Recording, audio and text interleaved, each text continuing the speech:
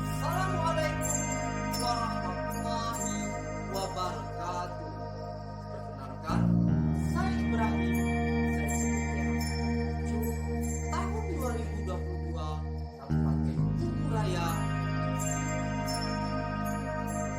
Ini saya akan menyimpulkan dan merefleksikan pikiran Ki Hajar Dewantara 1.1.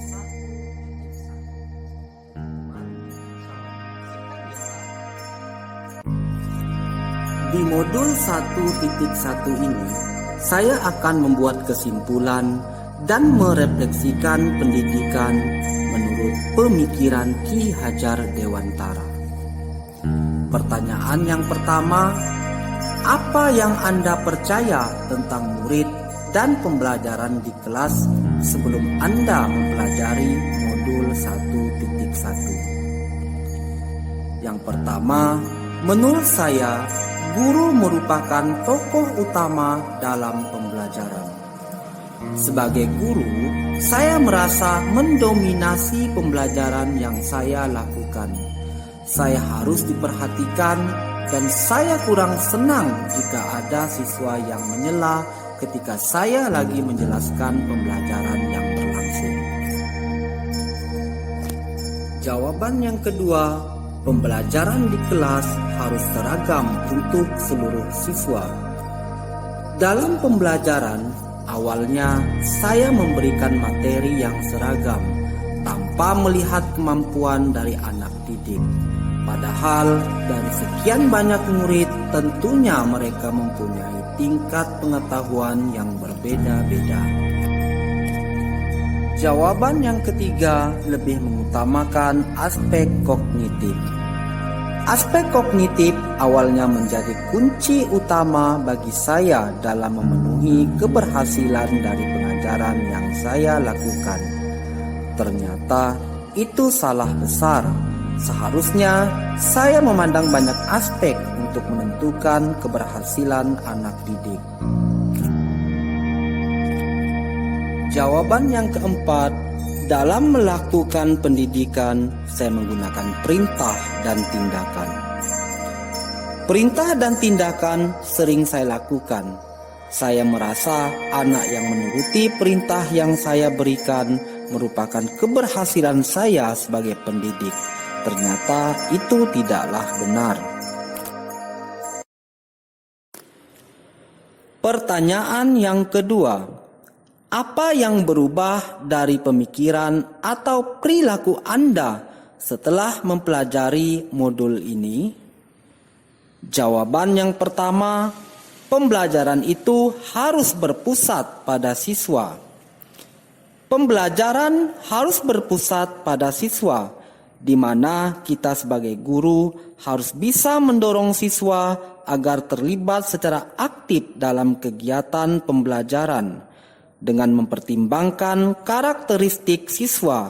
Contohnya, murid bisa memilih pembelajarannya dengan cara mengumpulkan tugasnya berupa tulisan, gambar, maupun praktek secara langsung.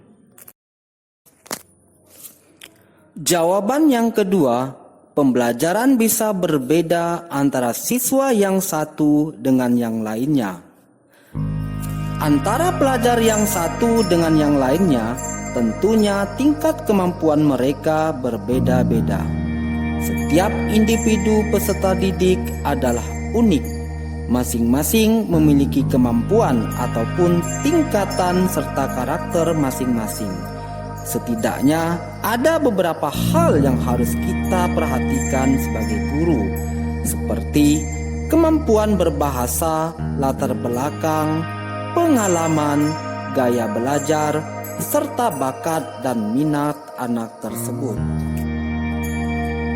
Jawaban yang ketiga lebih mengedepankan pendidikan budi pekerti, seperti kognitif, afektif, dan psikomotorik. Awalnya, sebagai guru, saya lebih mengedepankan aspek kognitif dalam penilaian. Ternyata banyak aspek yang harus dinilai selain aspek kognitif tersebut. Misalnya aspek afektif seperti sikap, watak, perilaku, emosi, minat, serta nilai yang terdapat dalam individu siswa tersebut. Dan dari aspek psikomotorik atau ranah keterampilan, di mana kita bisa menilai anak didik kita dari cara mereka kerja di lapangan atau praktek, misalnya melukis, menari, dan lain-lainnya. Jawaban yang keempat, dalam mendidik dapat kita lakukan dengan contoh, pembiasaan, pengajaran, perintah maupun tindakan. Dalam mendidik sebagai seorang guru, kitalah yang menjadi role model bagi mereka. Guru haruslah bersikap baik, sopan, tidak berkata kasar, ataupun bisa mengontrol emosi saat berbicara. Dan sebagai guru, kita harus bisa memberikan contoh nyata bagi mereka.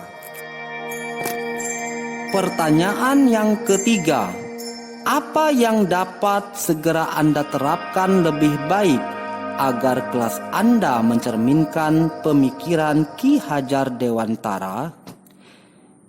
Yang dapat saya terapkan lebih baik agar kelas saya mencerminkan pemikiran Ki Hajar Dewantara adalah mendesain dan melaksanakan pembelajaran yang menyenangkan, menarik, dan berpusat pada peserta didik.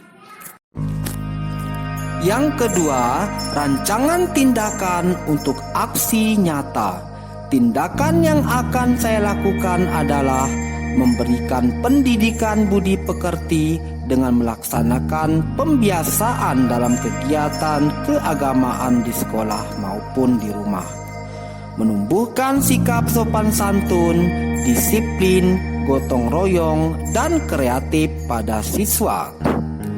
Yang kedua, melaksanakan koordinasi pada pihak kepala sekolah, guru, orang tua siswa untuk mewujudkan pembelajaran yang menyenangkan dan berpusat pada siswa. Jadi, kesimpulan dari pembelajaran modul 1.1 tentang materi Ki Hajar Dewantara adalah: yang pertama, menuntun anak sesuai dengan minat dan bakatnya. Yang kedua, pendidikan sejatinya berpihak pada anak.